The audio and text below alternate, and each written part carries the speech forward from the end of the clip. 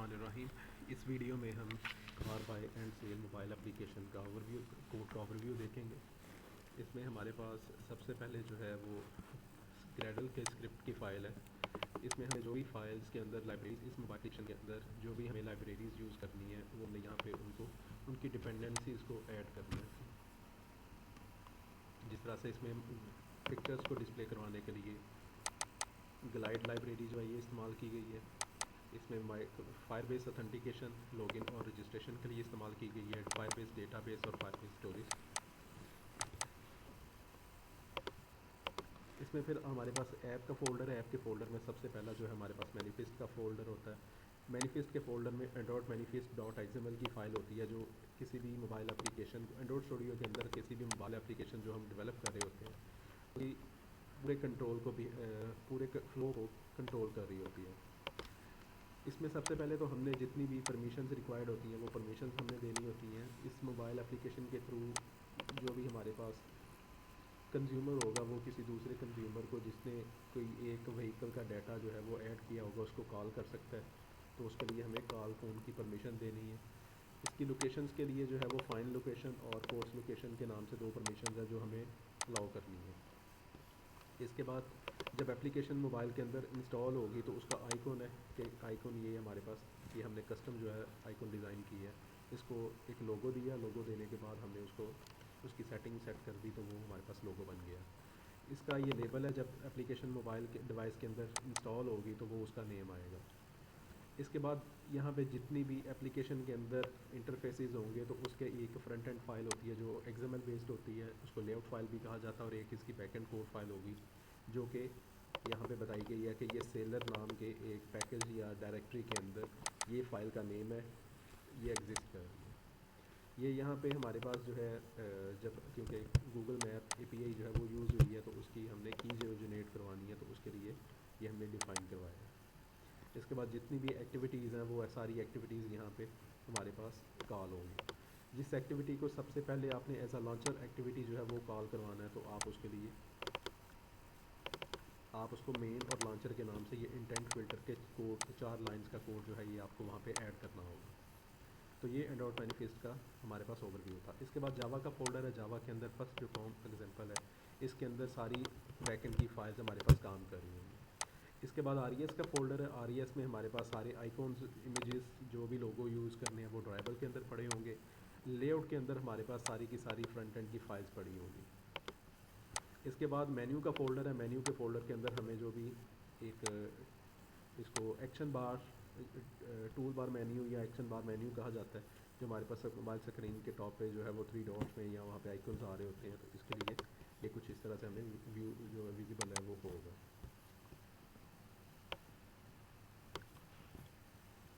इसके बाद हमारे पास वैल्यूज़ का फ़ोल्डर है। तो वैल्यूज़ के फ़ोल्डर में हमारे पास कलर्स और स्ट्रिंग्स के अंदर हमने जितने भी इसकी अरेज या जो भी हमने स्ट्रिंग्स जो है वो डिफ़ाइन करनी है तो ये हमारे पास यहाँ पे मौजूद होंगी, जो कि प्री डिफाइंड, आप इनको डायनामिकली चेंज नहीं करेंगे। तो ये कुछ इस तरह से मेन्यू जो है वो हमारे पास विजिबल होगा।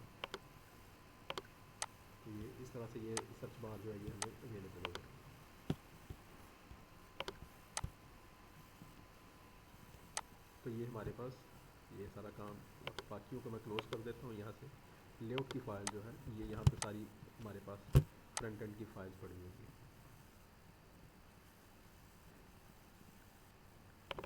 जिस तरह से ये साइनअप की है तो जब भी यूज़र ने साइनअप करना तो उसके लिए ये बैक एंड कोड और इसका ये फ्रंट एंड जो है वो कुछ इस तरह से डिज़ाइन किया गया। तो ये इस तरह से विजिबिलिटी जो है इसकी मोबाइल स्क्रीन पे आएगी जब ये इंस्टॉल हो। ये टेक्स्ट व्यू है। इसके बाद edit text view, edit text fields है। ये टेक्स्ट व्यू है। ये नेक्स्ट प्रीव्यू बटन है। ये बटन है। ये टेक्स्ट व्यू है और इसके बाद ये भी टेक्स्ट व्यू है।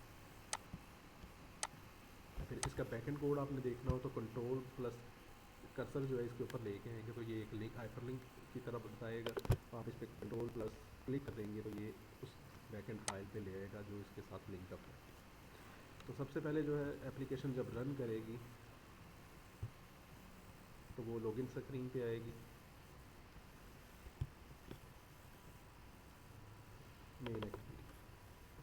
मेन एक्टिविटी से ये लॉगिन स्क्रीन को कॉल करवाएगी और जब लॉगिन स्क्रीन हमारे पास आएगी तो ये कुछ इस तरह से हमें विजिबल होगी। जैसे ही ये विजिबल होगी तो इसमें दो इनपुट फील्ड्स हैं और एक बटन है और एक टेक्स्ट व्यू है, एक और टेक्स्ट व्यू है जो साइनअप के पेज पे लेके जाएगा। अगर ये बैक करता है तो ये वहाँ से बैक लेके आएगा। अब लॉगिन पेज पे जब हमने जो इनपुट फील्ड वहाँ पे इनपुट फील्ड जो है वो ईमेल और पासवर्ड के लिए ऐड किए हैं और बटन ऐड किया, तो उसके लिए हम कंपोनेंट जो है वो डिज़ाइन जो है वो डिफ़ाइन कर देंगे।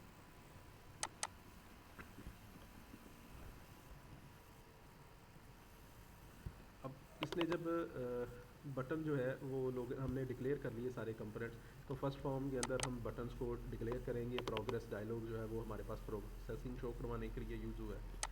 इसके बाद हमने रजिस्टर करवाना है तो वहाँ पे फायरबेस ऑथ जो है वो हम इस्तेमाल करेंगे। और फिर डेटाबेस रेफरेंस है, तो डेटाबेस रेफरेंस के लिए जो है हमारे पास नेक्स्ट डेटाबेस के अंदर हमने डेटा स्टोर करना है जब भी किसी नए यूज़र ने लॉगिन करना है, साइनअप करना है या रजिस्टर करना है। तो उस एक्टिविटी पे हमारे पास सबसे पहले जो चीज़ है वो शो हो यूज़र लॉगिन नाम से एक मैसेज एक्शन बार पे शो हो रही होगी। इसके बाद हमने इनको इनिशलाइजेशन के टैग के बाद जो है इनिशलाइज़ कर लिया। इसके बाद डायलॉग को भी इनिशलाइज़ कर लिया। जब भी आपने किसी यूज़र इंटरफेस कंपोनेंट के साथ आपने इसको असाइन करना हो तो वो आपने फाइंड व्यू बाय आईडी के थ्रू आगे उसको आईडी बता देनी है। तो ये बताएगा कि आपने इसको लॉगिन के अंदर, साइनअप के अंदर और प्रोफाइल के अंदर इस्तेमाल किया हुआ है, लेकिन लॉगिन के साथ हमने लिंक करवाया है। तो ये इनपुट फील्ड जो है ये रीड करके तो यहाँ पे इसके साथ लिंक अप करवाएगी। अब जब सारी फाइंड व्यू बाय आईडी के थ्रू हमने सारे कंपोनेंट्स को लिंक अप करवा दिया है, तो उसके बाद हम टेक्स्ट बैक जो है इस पर बटन क्लिक लिसनर जो है वो हमने लगा दिया कि अगर इस टेक्स्ट बैक पे क्लिक किया जाता है, क्योंकि हमने टेक्स्ट व्यू यूज़ किया, तो ये इसको वापस मेन एक्टिविटी पे लेके जाए। और अगर बटन लॉगिन पे क्लिक किया जाता है तो फिर हमने जो है वो सबसे पहले इसको रीड इनपुट करना है। ईमेल और पासवर्ड जो भी लिखा गया है यूज़र की तरफ से वो उसको रीड करेगा। अगर इसके बाद हमने ये वैलिडेट करना है कि क्या ईमेल और पासवर्ड जो लिखा गया है वो लिखा भी गया है कि एम्प्टी ही इनपुट फील्ड के साथ यूज़र ने उसको क्लिक कर दिया। तो इस तरह से जो है ये सबसे पहले एरर शो करवाएगा अगर ईमेल नहीं लिखा हुआ तो। और अगर वहाँ पे ईमेल के अंदर @ और डॉट जो है वो नहीं लगा हुआ तो वो ये एरर शो करवाएगा इनवैलिड ईमेल का। अगर पासवर्ड एग्जिस्ट नहीं कर रहा तो वो एरर शो करवाएगा रिक्वायर्ड का। और अगर पासवर्ड जो है फायरबेस जब आप यूज़ कर रहे हो तो 6 डिजिट जो है पासवर्ड होना चाहिए, उससे लेस देन होगा तो वो मैसेज शो करवाएगा मस्ट बी 6 डिजिट पासवर्ड जो है वो होना चाहिए। और अगर ये चीज़ नहीं है तो वो डायलॉग को शो करवाएगा प्रोसेसिंग और उसके साथ एक मैसेज देगा। और Firebase auth dot sign in with email and password, इसको ईमेल और पासवर्ड प्रोवाइड करेंगे तो फायरबेस ऑथ एपीआई का ये मेथड है जिसके थ्रू ये हमें लॉगिन जो है वो फैसिलिटी प्रोवाइड करेगा और एप्लीकेशन के अंदर लॉगिन करवा देगा। इसके ऊपर हमने एड ऑन कंप्लीट लिसनर लगा दिया। जब ये इस टास्क को कंप्लीट कर लेगा तो इसका ये रिज़ल्ट चेक करेगा कि क्या ये सक्सेसफुल है। अगर ये सक्सेसफुल है तो मैसेज शो करेगा लॉगिन सक्सेसफुल। और उसके बाद ये यूज़र का जिसने ईमेल अपनी ऐड की है उसका रिकॉर्ड जो है वो हम गेट करवा देंगे सिंगल वैल्यू इवेंट लिसनर के थ्रू। यानी कि हमें एक रिकॉर्ड चाहिए तो वो यूज़र्स के अंदर उस फायरबेस ऑथ, क्योंकि उसने लॉगिन कर लिया तो इसकी आईडी हमें एक्सेसिबल हो जाएगी। जब इस एप्लीकेशन के अंदर हमें लॉगिन करने के बाद आईडी एक्सेसिबल होगी हर इंटरफेस के ऊपर, तो हम उसको गेट करके तो उसके थ्रू उसका सारा डाटा जो है वो गेट कर लेंगे।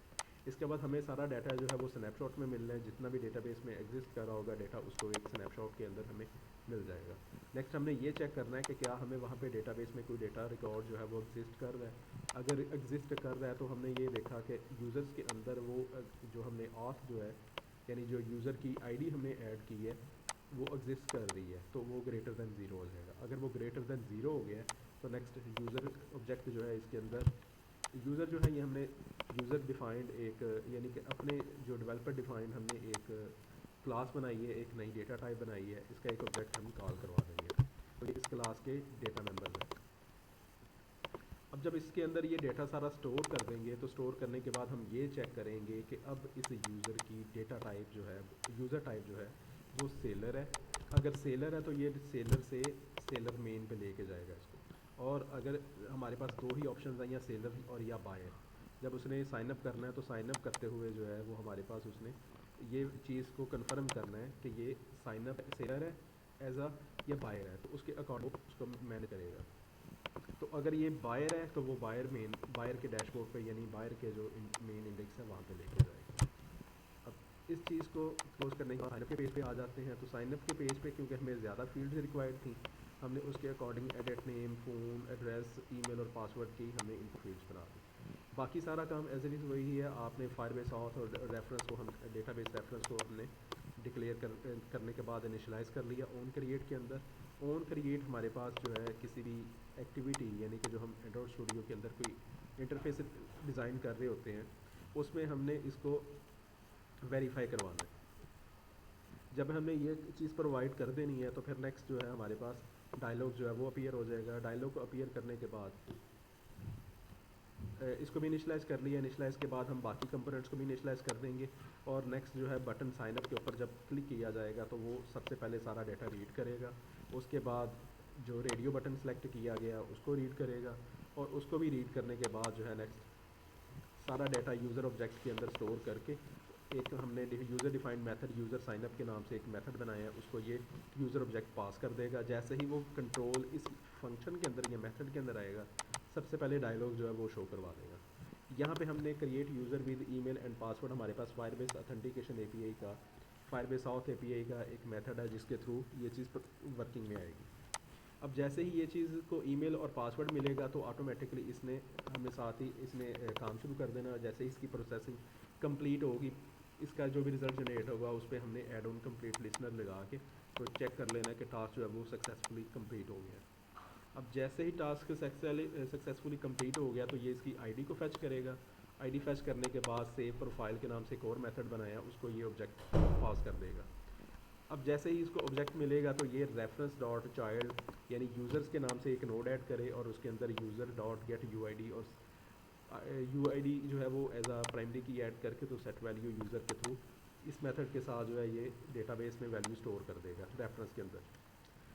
अब जब वहाँ पे ये फंक्शन सेट वैल्यू परफॉर्म होगा तो वहाँ पे नेक्स्ट हमने वो ऐड ऑन कंप्लीट लिसनर लगा दिया है यानी कि जब रिज़ल्ट कंप्लीट हो जाए तो ये चेक करे कि ये सक्सेसफुली कंप्लीट हुआ है या ये रिज़ल्ट फेल्ड हुआ है। अगर फेल हुआ है तो प्रोफाइल नॉट सेव और अगर सक्सेसफुली सेव हो गया तो साइन अप सक्सेसफुली का मैसेज शो करवाए और उसके बाद लॉगिन स्क्रीन पे मूव करवा के ले जाए। इसके बाद हम जो है वो आ जाते हैं मेन बायर पे सेलर पे।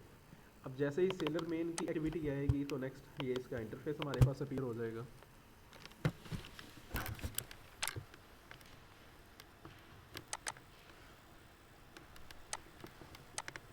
अब जैसे ही हमारे पास ये एक्टिविटी कॉल होगी तो इस पर एक तो माई प्रोफाइल का बटन है, माई व्हीकल का बटन है। एक सेलर ने जितनी भी व्हीकल्स ऐड की हैं तो वो यहाँ से इसको मिलेंगी। जितने भी सेलर ने पार्ट्स वगैरह जो है वो ऐड किए होंगे तो वो उस बटन पे क्लिक करने के बाद वहाँ पे चला जाएगा और जितने भी इसको ऑर्डर से रिसीव हुए होंगे वो मैनेज ऑर्डर्स के अंदर उसको मिल जाएंगे और साइन आउट करेगा तो वो साइन आउट हो जाएंगे।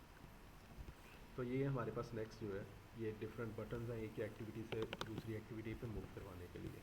अब सबसे पहले जो है वो प्रोफाइल देखते हैं। जैसे ही वो प्रोफाइल पे आएगा तो यहाँ पे प्रोफाइल एज इट इज़ जो है वो अपनी प्रोफाइल जो है उसको शो हो जाएगी। उसकी आईडी क्योंकि पूरी आईडी के अंदर पूरी एप्लीकेशन के अंदर एक्सेसिबल होगी और वहाँ से वो उसको उसकी पिक्चर और जो हमारे पास नेक्स्ट प्रोसीड है यहाँ पे सारी इसकी इन्फॉर्मेशन जो है वो शो हो जाएगी। इसको यहाँ से ये सेलर वगैरह और जो इन्फॉर्मेशन ईमेल के अलावा बाकी इन्फॉर्मेशन है वो यहाँ से चेंज कर सकता है। अपनी प्रोफाइल पिक्चर अपलोड कर सकता है और उसके बाद जब ये अपडेट अपलोड करेगा तो वो नेक्स्ट फर्दर चेंज हो जाएगी।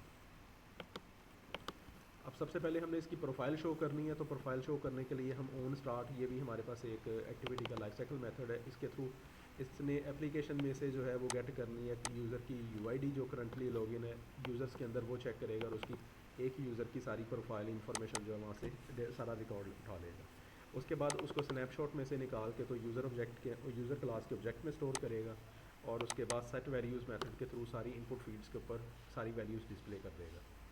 और इमेज जो है वो अगर एम्प्टी नहीं है यानी कि उसको अगर पाथ मिल जाएगा तो वो उसको भी वहाँ पे पिक्चर अपलोड कर देगा शो करवा देगा। और अगर ये कोई भी इंफॉर्मेशन चेंज करने के बाद ये हमने सबसे पहले ये सारे जो इनिशलाइजेशन हैं ये कर लेनी है। बटन अपडेट पे क्लिक करता है तो ये नेम फ़ोन एड्रेस और यूज़र टाइप जो है इसको दोबारा से रीड करे। रीड करने के बाद यूज़र ऑब्जेक्ट के अंदर स्टोर करे। उसके बाद डायलॉग जो है अपडेटिंग के नाम से मैसेज शो करवाए और उसके बाद अगेन वहीं पे यूज़र की आईडी के अकॉर्डिंग वहाँ पे उसको अगेन सेट कर दे। जब वहाँ पे सेट हो गया तो वो ऑटोमेटिकली रिकॉर्ड जो है वो वहाँ पे अपडेट हो जाएगा। इस चीज़ के बाद जब इसने मैनेज पार्ट्स मैनेज व्हीकल्स पे जाना है तो ये व्हीकल लिस्ट मैनेज पे आएगा। तो यहाँ पे एक रिसाइकलर व्यू लगा हुआ है। डेटाबेस में इसकी आईडी के साथ जितनी भी व्हीकल्स का डेटा स्टोर है वो उसको डिस्प्ले हो जाएंगी। और अगर एम्प्टी है तो ये यहाँ से न्यू पे क्लिक करेगा तो ये इसको विजिबल हो जाएंगी।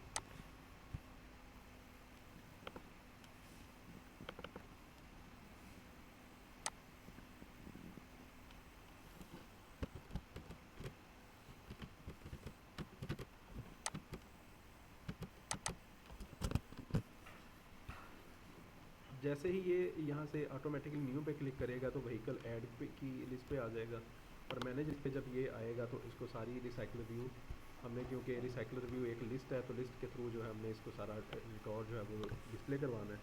तो उसको इनिशलाइज़ करने के बाद हम ऑन स्टार्ट का मेथड कॉल करेंगे और इसको एक की बजाय सारा रिकॉर्ड जो है चाइल्ड व्हीकल्स के नाम से जितना भी वहाँ पे डेटा ऐड है वहाँ से सारा डेटा जो है वो पिक कर लेगा।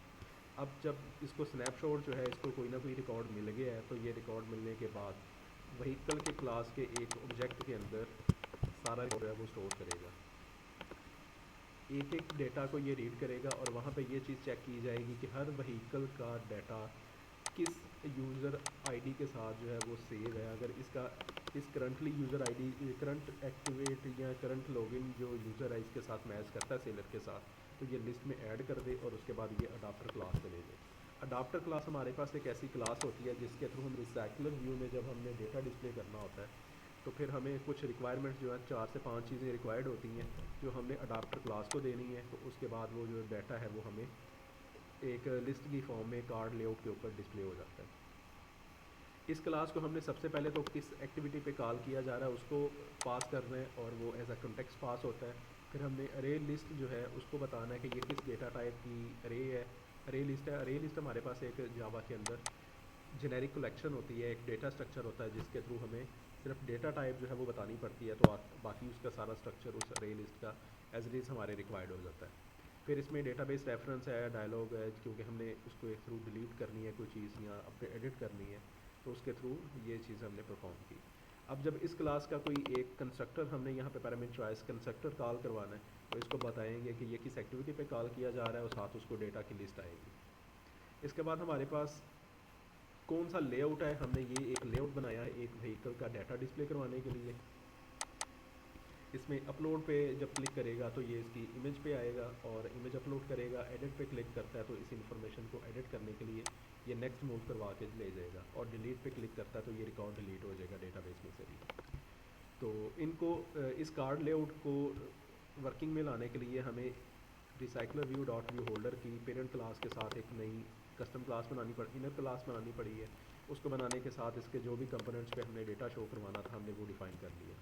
इनको बाद में हमने फाइंड व्यू बाय आईडी के थ्रू जो है वो असाइन कर दिया और इसके बाद हमने डेटा जो शो करना है वो हमने ओन बाइंड व्यू होल्डर के अंदर कर दिया। जिस एक रिकॉर्ड को एक वक्त में इसने डिस्प्ले करना है सबसे वो ये चेक करेगा कि क्या वो डेटाबेस में उसका पाथ जो है यूआरएल जो है इमेज का उस स्पेयर पार्ट उस व्हीकल का वो एग्जिस्ट कर रहा है। अगर कर रहा है तो वो उसको विजिबल कर दे और साथ इमेज जो है वो ग्लाइड लाइब्रेरी के थ्रू विजिबल कर दे।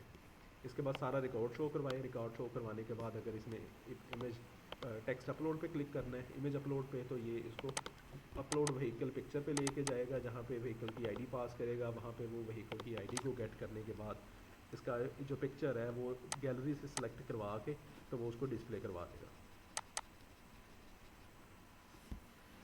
और इस तरह से अगर इसने एडिट करना है तो वो व्हीकल एडिट को इसकी वैल्यू जो व्हीकल की आईडी है वो सेंड करेगा। वहाँ पे व्हीकल के सारा रिकॉर्ड डिस्प्ले करवाएगा जिस तरह प्रोफाइल का डेटा डिस्प्ले करवाया जा रहा था और उसके बाद उस एक्टिविटी पे मूव करवा देगा। और अगर डिलीट करना है तो डिलीट करने के लिए जो हमें व्हीकल्स के अंदर जो व्हीकल्स की नोट के अंदर इसको व्हीकल की आईडी जो है वो मैच करेगी वहाँ पे सेट वैल्यू या रिमूव वैल्यू के सेट वैल्यू नल या रिमूव वैल्यू का मेथड जो है वो कॉल किया जाएगा तो ऑटोमेटिकली वहाँ से रिमूव हो जाएगा डेटा। और उस पर एक कंप्लीट लिसनर लगा दिया। कंप्लीट लिसनर लगाने के बाद जो हमारे पास टास्क अगर सक्सेसफुली कंप्लीट हो जाता है तो वो वहाँ पे उसको नेक्स्ट मैसेज शो करवाए कि व्हीकल का रिकॉर्ड जो है वो डिलीट हो गया। अब अगर इसने व्हीकल का न्यू रिकॉर्ड ऐड करना है तो हमारे पास जो जो रिक्वायरमेंट है उसकी रिक्वायरमेंट्स जो हमें बताई गई थी फ्रॉम स्टेटमेंट के अंदर, उसके अकॉर्डिंग हमने एक फॉर्म डिज़ाइन किया, उस पर डिफरेंट टाइप के स्पिनर्स हैं। तो ये डिफरेंट टाइप के स्पिनर्स हैं, ठीक है। स्पिनर्स में से इसने सारी इन्फॉर्मेशन सेव करने के बाद इसी एज इट इज़ हमारे पास बाकी भी काम ऐसे ही है कि जितना हमने फ्रंट एंड कंपोनेंट्स डिक्लेयर किए हैं उनको हमने इनिशलाइज़ कर लिया। इनिशलाइज़ करने के बाद बटन सेव पे जो है वो सेट ऑन क्लिक लिसनर लगाया और उसके बाद नेक्स्ट जो है हमने जनरेट करवाई। सारा डेटा रीड किया, रीड करने के बाद हमने टाइम स्टैम्प एक जनरेट किया। टाइम स्टैम्प जनरेट करने के बाद हमने उसको वैलिडेट किया कि इंफॉर्मेशन एम्पटी तो नहीं। अब जब एम्पटी कोई भी नहीं एरर आएगा तो वो व्हीकल्स के एक ऑब्जेक्ट के अंदर सारा रिकॉर्ड जो है वो हमने पैरामीटराइज कंस्ट्रक्टर को कॉल करवा के तो स्टोर कर दिया।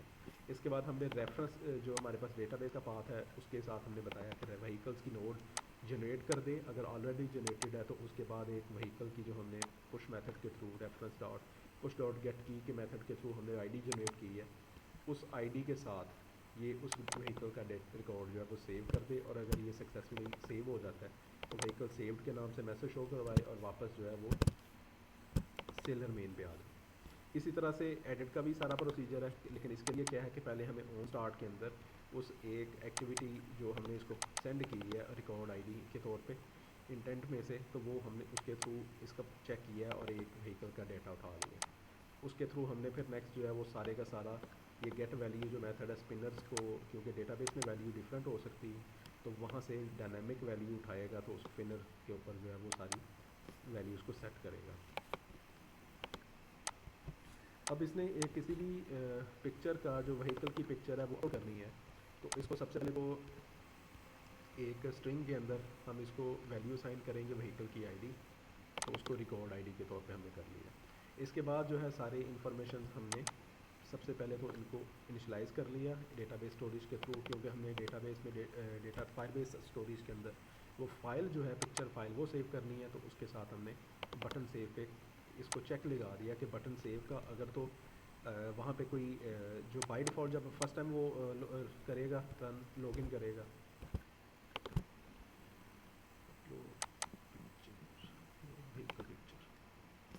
तो जब फर्स्ट टाइम आएगी तो वहाँ पे सेव जो है वो हमारे पास इस तरह से चूज़ का बटन होगा।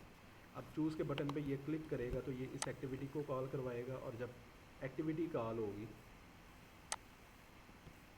एक्टिविटी जब कॉल होगी तो हमारे पास रिटर्न में गैलरी जो है इमेज व्यू वो हमें गैलरी जो है वो लोड करवा देगा। गैलरी से हमें जाके पिक्चर को सिलेक्ट करना है और उसके बाद जब सिलेक्ट करेंगे तो ऑटोमेटिकली पिक्चर जो बटन था बटन पे अब अपलोड का टेक्स्ट आ जाएगा। अब जब इसने टेक्स्ट अपलोड पे क्लिक करना है तो ये ऑटोमेटिकली जो है यहाँ पे हमने कंडीशन इसकी बनाई है कि ये अपलोड टू फायरबेस का मेथड कॉल करे और इसने यहाँ से इमेज का जो पाथ है व्हीकल पिक्चर्स के नाम से एक डायरेक्टरी जनरेट करके उसमें इसने पुट फाइल जो है वो कर देनी है जो हमने सेलेक्ट की होगी। जब ये सक्सेसफुली वहाँ पे सेव हो जाएगी फ़ाइल तो ये उसका यूआरएल जो है वो डाउनलोडेबल यूआरएल जो है वो डाउनलोड करेगा और उसको व्हीकल्स के अंदर व्हीकल्स के रिकॉर्ड के साथ जहाँ पे वो आईडी मैच कर रही है वहाँ पे इसको अपलोड कर देगा। तो ये इस तरह से पिक्चर्स का और स्पेयर पार्ट्स की पिक्चर जो है तो वो हमारे पास इस तरह से अपलोड होगी। सेम एज इट इज़ जो है वो स्पेयर पार्ट जब नया ऐड करना है तो उसके लिए हमारे पास तो ये हमारे पास इस तरह से स्पेयर पार्ट जो है वो व्हीकल्स की जो रिक्वायरमेंट थी उसके अकॉर्डिंग हमने स्पेयर पार्ट को भी ऐड करना है। व्हीकल्स की लिस्ट आ जाएगी, वहाँ से वो अपलोड कर सकता है स्पेयर पार्ट्स को भी। तो ये इस तरह से हमारे पास फंक्शनैलिटी काम कर रही होगी।